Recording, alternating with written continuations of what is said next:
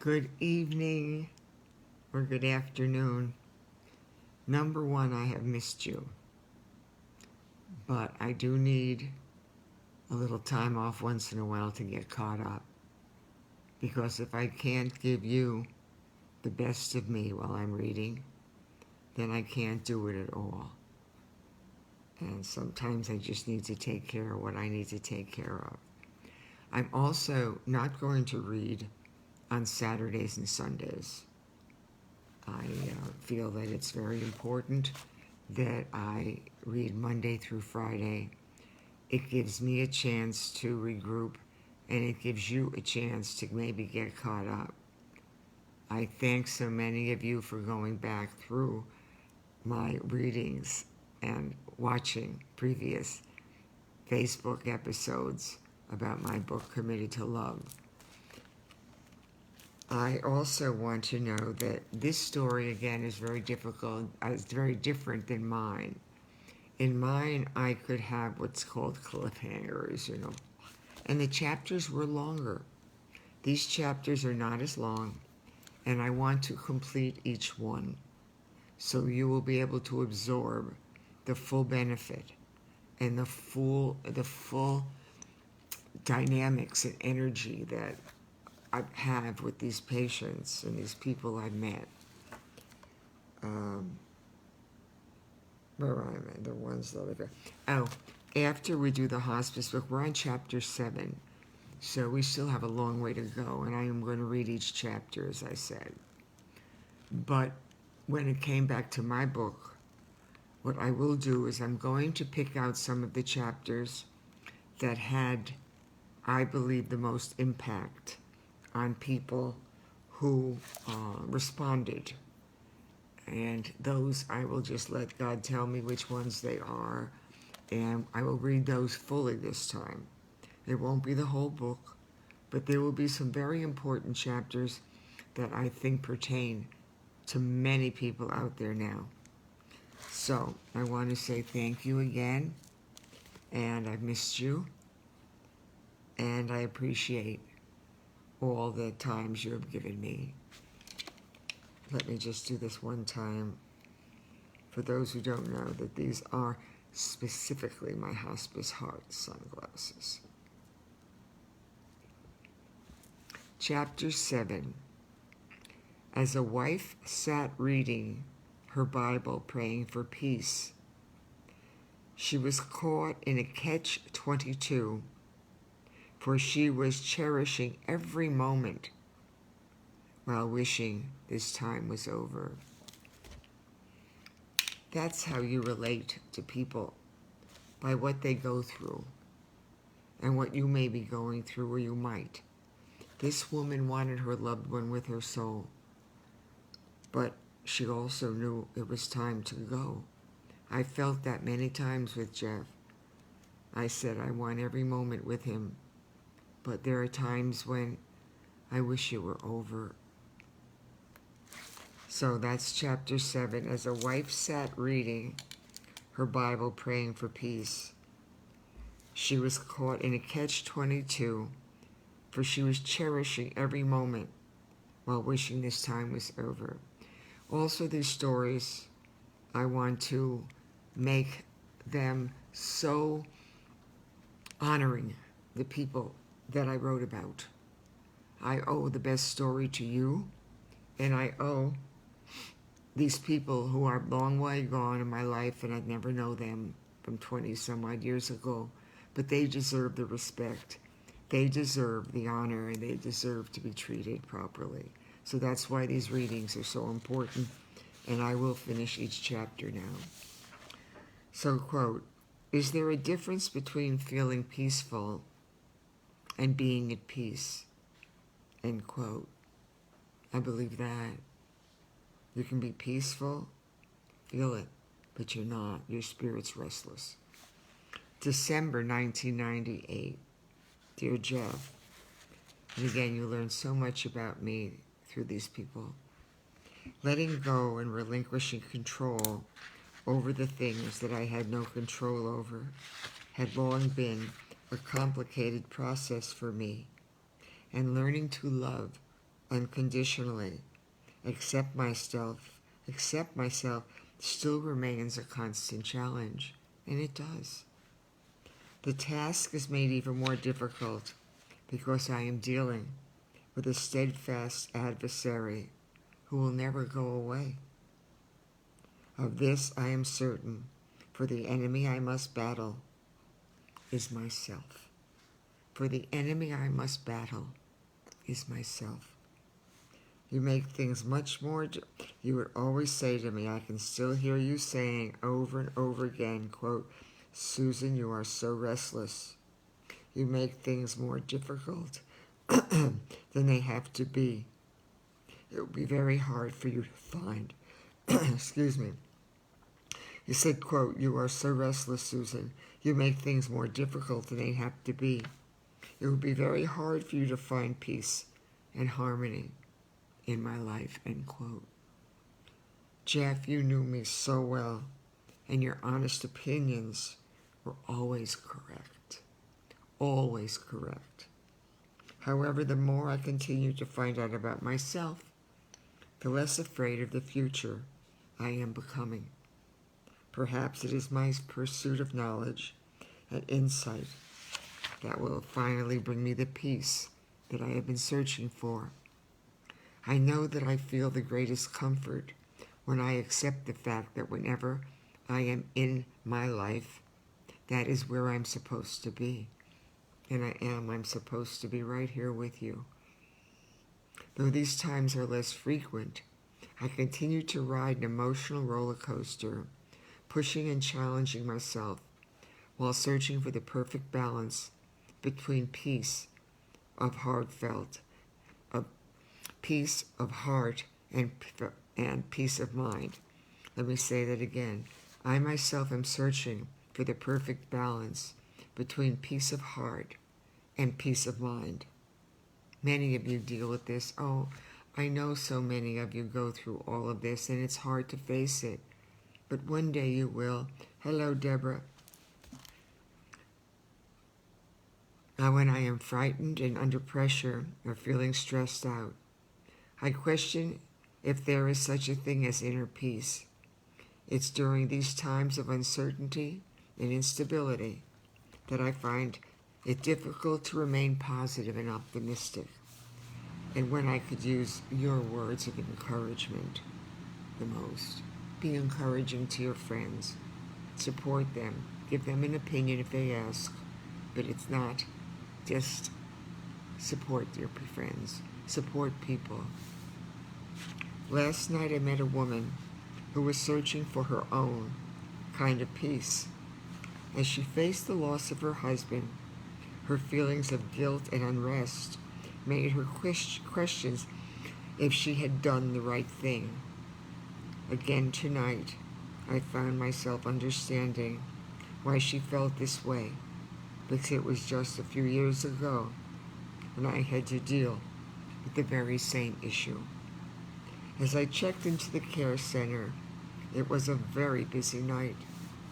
All the beds were occupied, and there were family members everywhere.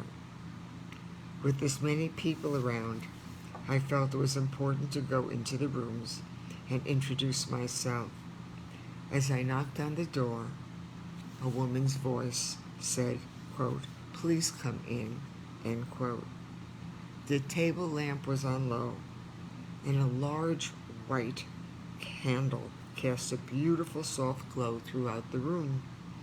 There was a full moon shining through the open shutters, and the room looked peaceful and serene. I barely noticed the slender body sitting in the moonlight next to the bed. As I came closer, she smiled and said, hello, quote, hello, I haven't seen you before, end quote. Quote, no, I said, my name is Susan, and I'm the volunteer on call tonight. Is there anything I can get for you, end quote. Quote, oh yes, she said, I could use some peace in my heart right now, end quote. I responded, quote, that would be a blessing, because you probably haven't had any peace in your life for a long time. Would you like a little company? End quote. Yes, she said, that would be nice. End quote. She asked me to turn the lights up to make the room a little brighter. Her voice was kind and sincere, but it was her gentle manner that it was easily drawn to. She was wearing a Jewish star. Oh, I see it right now. She was wearing a bluish star set in lapis around her neck. There was a book resting in her lap, the Book of Rachel. I said, quote, I assume from the book you are reading and the Star of David around your neck that you are Jewish, end quote. Oh, yes, she said. I was born in Germany, but my family left when I was very young, end quote. I said, quote, my parents were from Poland and Russia. My grandparents were from Poland and Russia, and I was raised in a very strict Orthodox Jewish home. I've made some very different choices, however, along the way, end quote. She smiled and said, quote, me too. My personal beliefs in God came later on in my life. During the past few years, my faith has been tested. And at this moment, I don't know what I believe. My husband slipped into a coma this morning, and I can't bear to watch him suffer any longer. I still reach over and touch his arm and hold his hand, but he is not with me now, end quote. We sat in silence, staring at the man breathing softly in his bed. She continued, quote, this is a sadness and pain I have never known. There is no peace in my heart nor in my life. I want him to wake up and talk to me. I want to take him home again and have him near me. Please tell me as I wake up and talk. Please tell me to wake up and please tell him to wake up and talk to me. Her eyes welled up in a soft, heartbroken voice. She said, quote, I still want him with me, yet I want his suffering to end and for the pain to go away. I want this time to be over with, but I want him in my life. Isn't that a terrible way to feel? Quote, end quote. Her words were powerful and they brought back images and the same feelings I had during the final days of your life. She started to fidget with a handkerchief that was tucked neatly under her watch. As the tears rolled down her cheeks, I jumped up and grabbed a box of tissues from the nightstand. I said, quote, forget the hanky. Take the whole box. This is definitely a time for the whole box, end quote. Her smile told me that it was all right for me to share my personal feelings with her. I said, quote, I understand the way you feel because I felt the same way when my husband had died. It was a very common issue. It is a very common issue when dealing with long-term illness, end quote. She said, quote, I'm 77 years old and my husband is 82. He's had Parkinson's disease for many years and has been confined to the house for the last 2. We've been partners for 55 years. I was so content with being his wife. I never wanted anything else. My 2 children live in New York and visit regularly, but I've always been a wife first. I am a mother, but I love being a devoted wife. There wasn't anything left for us to do but to be together. I made our meals, she said, I made our meals every day, though he didn't always have an appetite. We watched TV and just sat holding hands. I pushed our twin beds together because I wanted to fall asleep, feeling him next to me. I was his caregiver, and I wanted him to be with me as long as possible. I didn't care about the conditions or the circumstances, but his pain was continuous, and I had to bring him here. Now I just want him to wake up one more time and say, I love you, goodbye, end quote. She asked me why I got involved with hospice.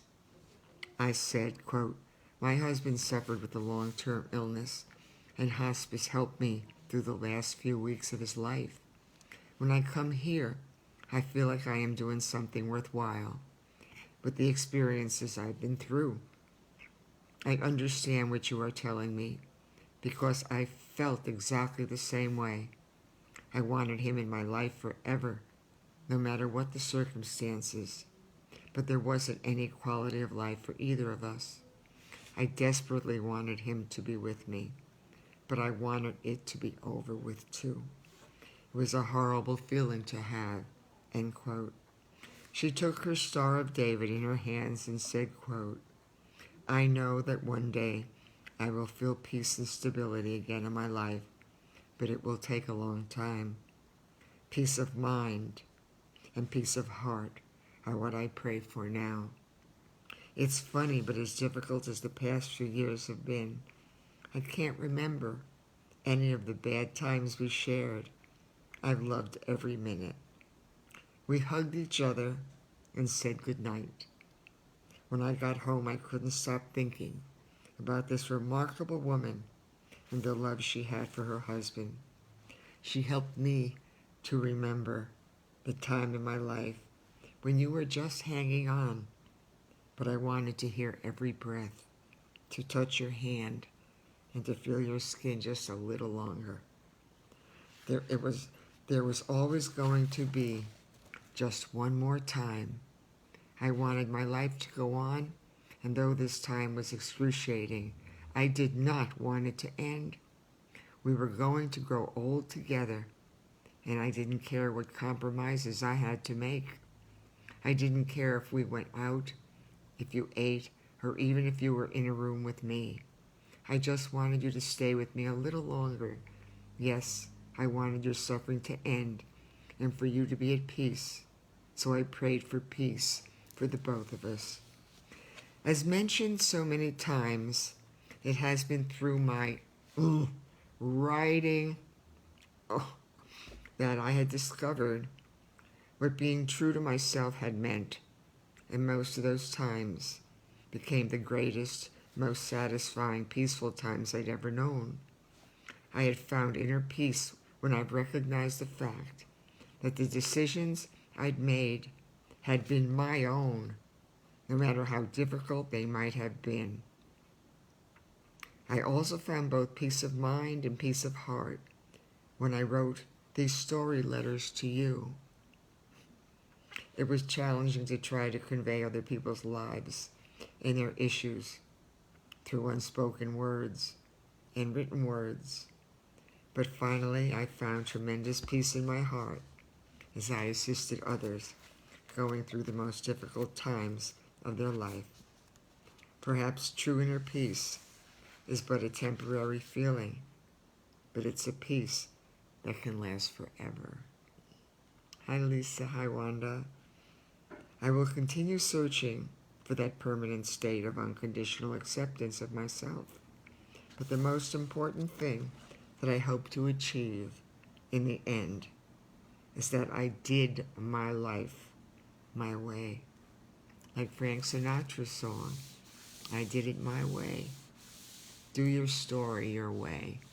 Write your story your way. Don't compromise it too much for others or you will forget who you are. The decisions I'd made were the right ones, and don't ever want to look back and have any regrets. I wanted you in my life forever and never wanted to say goodbye, but I am thankful that you were finally at peace. It was only through my own intense scrutiny and self-exploration that this newfound self-awareness and peace in my life had begun. Finding inner peace for myself had been both frightening and challenging, but I discovered that I did enjoy the feelings of both powerless and powerful. Think about that, oxymorons, powerless, powerful. As I have become more peaceful with myself, I have become more peace with others. We never talked about what peace meant to us, but I hope that you had great peace of heart and peace of mind in your life. I am finding it much more peaceful as I continue on my journey, and I thank you, Jeffrey, for helping me along the way. I'll say so long for a little while. Love you, Susan. Well, what can I say that hasn't been said? I went through this, as many of you will go through it. You want the one you love to be in your life as long as possible. But there comes a point when your head and your heart has to realize that it also has to be over.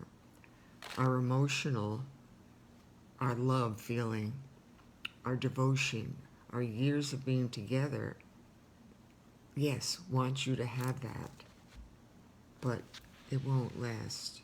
It will end. The other thing is about memories, and I haven't gone into that yet, but as many times in my life as Jeff and I fought, as he would go out on me, as we quarreled, as we had such a turbulent marriage, but it was mine. My memories of him during the dark moments other than his illness have pretty much faded. Only the good memories remain. And I've heard that from hundreds of people over the years, hundreds. My experience goes back way beyond 1992 with HIV. My experiences go back to 1981. They go back to the 60s and the 70s. Memories are an amazing thing to have, but at some point, you will only truly remember the good. God has given us that ability to block out the things we do not like. Now, in life, if you haven't faced your life, it may manifest into a very awkward and uncomfortable and horrible way later on. But for the most part, when you have done your life the right way and you have no regrets, or maybe a couple, I don't have any real ones. I've sown every seed there is to sow and pretty much done everything there is to do. So my bucket list of regrets is pretty empty. But my memories of Jeff being ill, I have to force myself to see them. My memories of him on the beaches, at great dinners, at parties, at conventions, or gifts, the things that he did for me through my life, that's what I'm remembering the most. I can tune out some of the bad, and I would have to force myself to literally think about a lot of the bad times, but I never, ever have to force myself to remember the good ones, because the good ones stay with you. You will remember the good ones, and you will have to make some very big decisions. I want to say that it is so good to be back. Many of you liked that last story, and your comments on Messenger are totally private. Facebook, we know, is quite open to the public, and the other social media platforms are, sometimes they're right and sometimes they're wrong. But on my Facebook page, it's real. Anything else that's private, you can go to the Contact Me page and go to my website and email me. It's been a blessing to have these books to read to you. It's a blessing to write. There'll be more information about a writer's workshop that I shall be doing soon, a 2-hour workshop. Kind of puts everything into perspective as a writer, an overview. Though I wish I could really write to all of you how I feel when your comments come in, or new people come on, or you send me your stories on Messenger, and a couple people have called And we've talked, and we know what we're doing, don't we? So I shall bid you a great big thank you. I have missed you, but I will be taking Saturdays and Sundays off. But you will have full chapters in my book, and I held their hands with a hospice heart, and you will have certain chapters reread to you in my personal memoir, Committed to Love. You may get my books. No, they're not going to be stocked on the shelves on end aisles. No, but if you call Barnes & Noble, or if you check Amazon, they're available. If you go to my website, you can order them directly. As they say, the author, I'm not doing this to make money. I'm doing this to reach people. But I'm okay. So again, I'm very easy to order my book. Someone yesterday, 2 days ago, asked me how to order Barnes & Noble. They're all over the place. If you ask for it, they may have to look it up and say, I never heard of that one. Well, of course you haven't heard of it yet. But are you all going to? Wait in line. God bless you.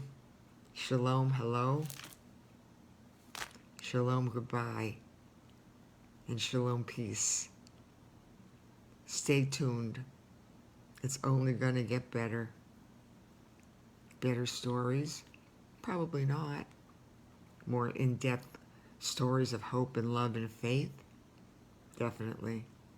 And as long as I can continue to read into my phone, that lady with the silver hair who has such great jewelry but is wearing her nightgown underneath. I love it. I'm wearing house slippers and a nightgown underneath, and I'm talking to people around the world.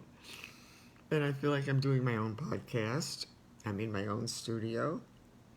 And I have friends all over who are enjoying and feeling and loving and caring about what I'm doing, and that makes all the difference. So shalom, peace. May you have peace tonight and forever. Say so. Be kinder. We can all do that. Be more patient. I was good today. But who upstairs, I was really patient. The man upstairs who, a little heavy-footed, used to distract me. No, so I'm becoming much better. And, what's the last one? Call someone. Tell him you care. You can do it.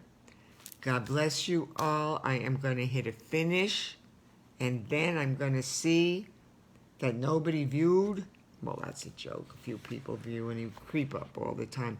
And you have gone back to my previous readings in my book. I know that. You have gone back. I'm going to be speaking with my website lady tomorrow, so all my readings shall be on my website. And someone said I need to have them on Instagram, so it connects directly from Facebook to Instagram. Well, I have an account. I just don't remember the passwords, but thank goodness for my web lady and another dear friend who writes all my passwords down. Shalom. Goodbye. Have a peaceful night. I'm going to hit finish. Did I hit the light? No. See, I'm going to be yelled at again. I did not hit that light. Oh, Vicky, I'm so sorry. Keep fussing at me.